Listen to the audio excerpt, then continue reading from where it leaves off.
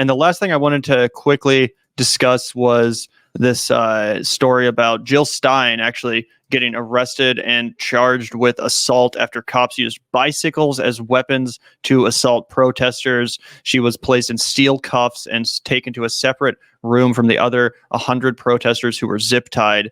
Democrats are hoping to win by jailing their opponents. And this was actually in St. Louis, Missouri. So let's take a quick look here, and then we can watch a quick video of her on CNN talking about Zionism before we sign off for today. Hold the line now, hold the line. Hold the line. And she's like a fucking 70-year-old woman, by the way. This is pretty crazy. She is pushing back on that cop right there. Yeah. Hold the line. Hold the line now. Hold the line.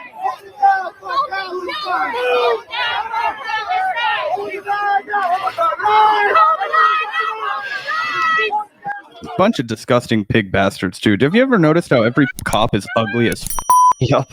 Oh my god. They're all fat piggy bastards too. They all disgust me.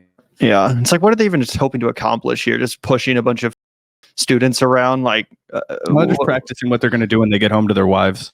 Yeah. Yep. But shout out to Jill Stein. I mean, shout out to Jill Stein for showing up, for standing in solidarity with the protesters and actually battling these dirty right alongside them. Here's a pretty great clip of Dr. Stein on CNN talking about Zionism and I believe discussing this arrest as well.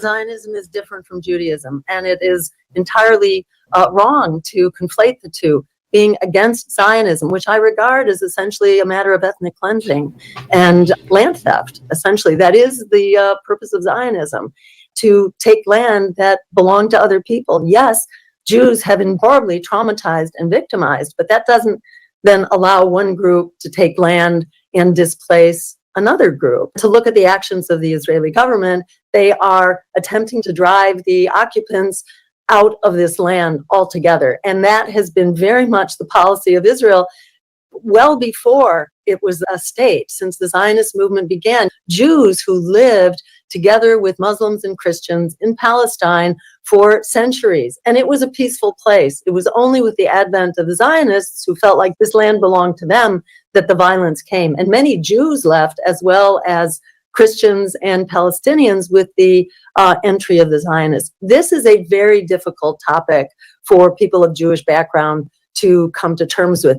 And I see this as someone who grew up in the 60s. I see this as remarkably similar to the very difficult wake up of the white community with the civil rights movement in the 1960s. This was a difficult conversation that involved confronting the many institutions of white supremacy and the very challenging conditions of racism that were endemic, in our schools, in housing, and so on.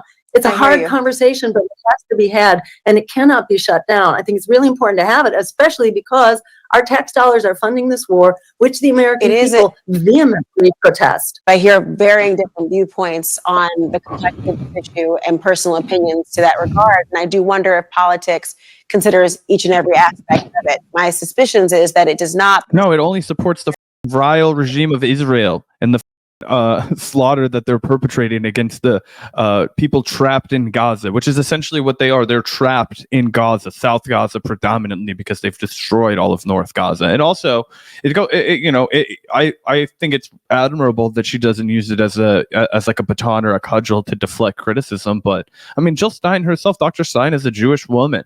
You know what I mean?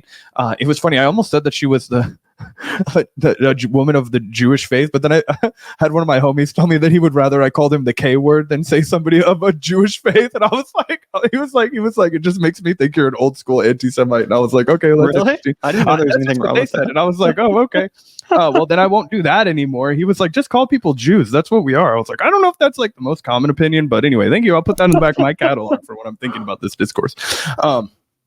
Anyway, but she's dropping truth bombs right there, and that's a woman that was just arrested.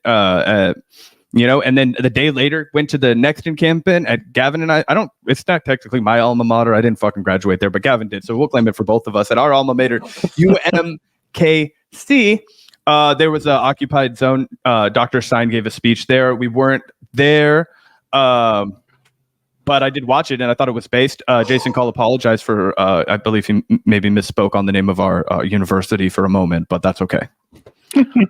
Yeah. Shout out to Jill Stein, man. I mean, it's not fucking Harvard, Yeah. Shout out to Jill Stein. She has this reputation, obviously, in the mainstream media of just being this unhinged, crazy radical or whatever. But, you listen to her speak and she's so intelligent. She's so articulate. She's a great communicator. And honestly, I'm really glad that she did step up to run as the Green Party nominee this year. It wasn't her original plan. I don't think it's what she really expected to be spending her time doing this time around. But she decided to step up because the Green Party needed a nominee. And I think she's honestly doing an amazing job, specifically when it comes to Israel and Palestine. Being a Jewish person herself, I think obviously adds another layer to her credibility, specifically in mainstream spaces. And yeah, she's doing an absolutely fantastic job. I'm definitely going to be voting for Jill Stein in 2024 in November. She's impressed me to no end and surpassed my expectations, even compared to the 2016 campaign that she ran. So yeah, huge shout out to Jill Stein. It's also refreshing, in that CNN clip. I'm used to having people like her just constantly shouted over and cut off. Whoever the host was on CNN actually did a pretty respectful job of just letting her give her statement, say her piece, give her opinion. So that was actually surprisingly refreshing to see as well. Yep, absolutely. Shout out to Dr. Stein, being based, going out, walking the walk. Excited to see what's to come from her. And as well as the student protesters. I mean, there's no putting it, the fire out. This is going to be a consistent, continued movement until there's action for a ceasefire. And I don't think that Joe Biden is quite ready for the fucking rude ass awakening. And I don't think that the mainstream liberal media is ready for the rude ass awakening that's going to come when these protests don't stop just because the semester is over.